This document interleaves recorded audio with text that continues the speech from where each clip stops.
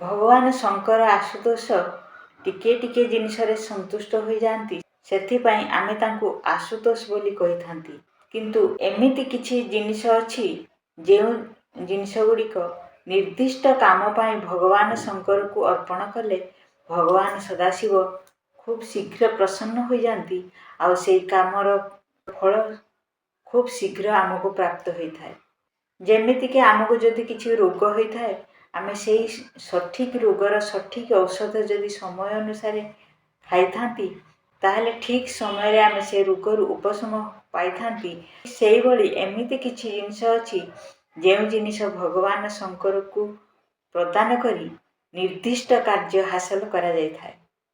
एमिति किछि जिनिसर तालिका मु आपण मान पाई नै आसीछि जहाको कि कौनसी निर्दिष्ट काम पाई भगवान शंकर को अर्पण करा जाय थाए आ जो निर्दिष्ट काम पाई से निर्दिष्ट जिनिस अर्पण करा जाय थाए से काम यथा शीघ्र पूर्ण होय थाए। भगवान शंकर को अर्पण करा जायथिबा जिनिस मध्यरु प्रथमटी होछि चंपा फूल कदम्ब फूल। एई दुईटी फूल केवल भाद्रव मासरे भगवान शंकर को अर्पण करा जाय थाए आउ एई दुईटी जिनिस अर्पण करी जे कोनसी मनोकामना करा जाय थाए भगवान शंकर प्रसन्न होई से मनोकामना पूर्ण करिथांती। तापर पद्म अपराजिता आउ बेलपत्र एई तीनोटी जिनिस भगवान शंकर को अर्पण करी लक्ष्मी प्राप्ति पाई यदि मनोकामना करा जाय थाए ताहले मनोकामना यथा शीघ्र पूर्ण होई थाए। तेणु लक्ष्मी प्राप्ति पाई इच्छा करुथुवा लोक बेलपत्र पद्म फूल एवं अपराजिता फूल भगवान शंकर को अर्पण करी यदि मनोकामना करि थाए ताहले से लोकर मनोकामना यथा शीघ्र पूर्ण होई थाए एवं ताकु लक्ष्मी प्राप्ति होई थाए। तापरे आसे मल्ली फूल।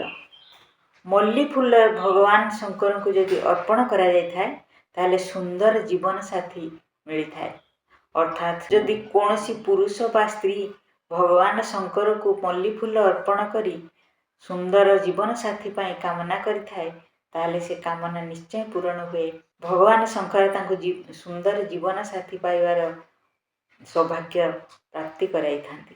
तापरे गोटे जिनिस आसे कुश। आपण जानथे जे कुश आमे पूजा समय रे आंगुठी रे पिन्हंती बा पूजा रे व्यवहार करा जाए से कुश को यदि आमे भगवान शंकर को अर्पण करांती ताले जीवन रे मुख्य प्राप्ति होई थाए।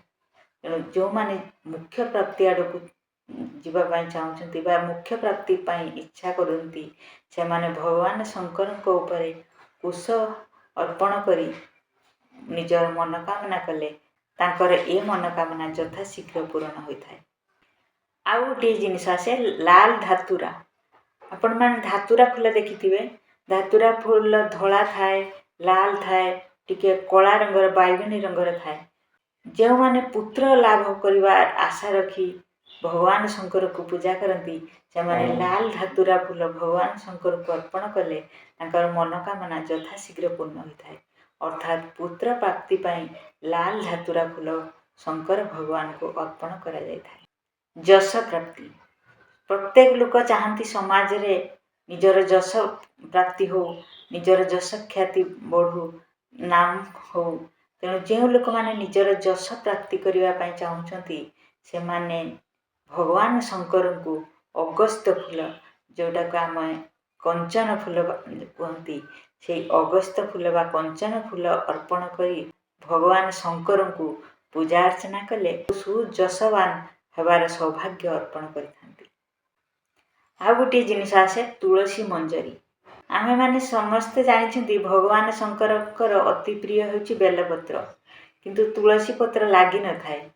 किंतु भगवान शंकर को तुलसी मंजरी अर्थात जोड़ा तुलसी रो फूल आमे कहंती तो तुलसी फूल अर्पण कले जीवन रे भोग आ मुख्य लाभ होई थाए।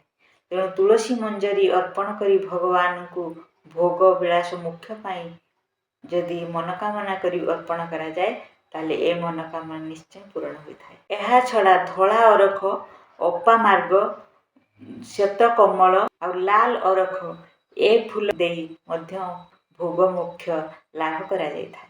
अर्थात जीवन रे भोग मुख्य लाभ करिया पाई तुलसी मंजरी ଅପାମାର୍ଗ ଫୁଲ, ଧଳା ଅରଖ, ଶ୍ଵେତପଦ୍ମ ଯେଉଁଟା ଧଳା ପଦ୍ମ, ଲାଲ କନିଅର, ଏଇ ଫୁଲ ଗୁଡ଼ିକୁ ଦେଇ ଭଗବାନ ଶଙ୍କରଙ୍କୁ ପ୍ରସନ୍ନ କରି ନିଜର ମନୋକାମନା ପୂର୍ଣ୍ଣ କରି ହୋଇଥାଏ। ଏହାପରେ ଆଉ ଗୋଟିଏ ଆସିଲା ମନ୍ଦାର ଫୁଲ, ଟିକେ ତାକୁ ଜବା ଫୁଲ କହନ୍ତି। ଯଦିଓ ମନ୍ଦାର ଫୁଲ ଶିବଙ୍କ ଉପରେ ଲାଗେ ନାହିଁ, କିନ୍ତୁ କାମ ଆଉ କ୍ରୋଧକୁ ନଷ୍ଟ କରିବା ପାଇଁ ଚାହୁଁଥିବା ବ୍ୟକ୍ତି ଜବା ଫୁଲ ବା ମନ୍ଦାର ଫୁଲ ଭଗବାନ ଶିବଙ୍କୁ ଅର୍ପଣ କରି ଶୁଭ ଫଳକୁ ପ୍ରାପ୍ତ କରିପାରିବେ। ଯେଉଁ ଲୋକମାନେ ଉଚ୍ଚାଟନର ଶିକାର ହୋଇଥାନ୍ତି ବା କୌଣସି ରୋଗଗ୍ରସ୍ତ ହୋଇଥାନ୍ତି, ସେମାନେ କନିଅର ଫୁଲ ଶିବଙ୍କୁ ଅର୍ପଣ କରି ଯଥାଶୀଘ୍ର ଶୁଭ ଫଳ ଲାଭ କରିପାରିବେ। ଆଉ ଗୋଟିଏ ସୁନ୍ଦର ଜିନିଷ ହେଉଛି ଶମୀ ଫୁଲ ବା ଶମୀ ପତ୍ର। ଆପଣମାନେ ଜାଣିଥିବେ ଶମୀ ବୃକ୍ଷ, ଯେଉଁଟା ଶନିଙ୍କ ପ୍ରିୟ ବୃକ୍ଷ ବା ଶନିଙ୍କ ଉପାସନା ପାଇଁ ଶମୀ ବୃକ୍ଷକୁ ପୂଜା ଅର୍ଚ୍ଚନା କରାଯାଏ। ତେଣୁ ସେଇ ଶମୀ ବୃକ୍ଷର ପତ୍ର ବା ଫୁଲକୁ ଭଗବାନ ଶଙ୍କରଙ୍କୁ ଅର୍ପଣ କଲେ ଅନେକ ପ୍ରକାର ସୁଖ ଆଉ ମୋକ୍ଷ ପ୍ରାପ୍ତି ହୋଇଥାଏ। ତେଣୁ ଅନେକ ପ୍ରକାର ସୁଖ ଆଉ ମୋକ୍ଷ ପ୍ରାପ୍ତି ପାଇଁ ସହଜ ଓ ସରଳ ଜିନିଷ ହେଉଛି ଶମୀ ବୃକ୍ଷର ପତ୍ର ଆଉ ଫୁଲ।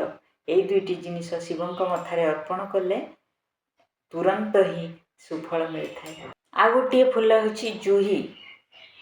ଜୁହି ଫୁଲକୁ ଯଦି ଭଗବାନ ଶଙ୍କରଙ୍କୁ ଅର୍ପଣ କରାଯାଇଥାଏ, କେବେ ଘରେ ଅନ୍ନର ଅଭାବ ରହିବ ନାହିଁ।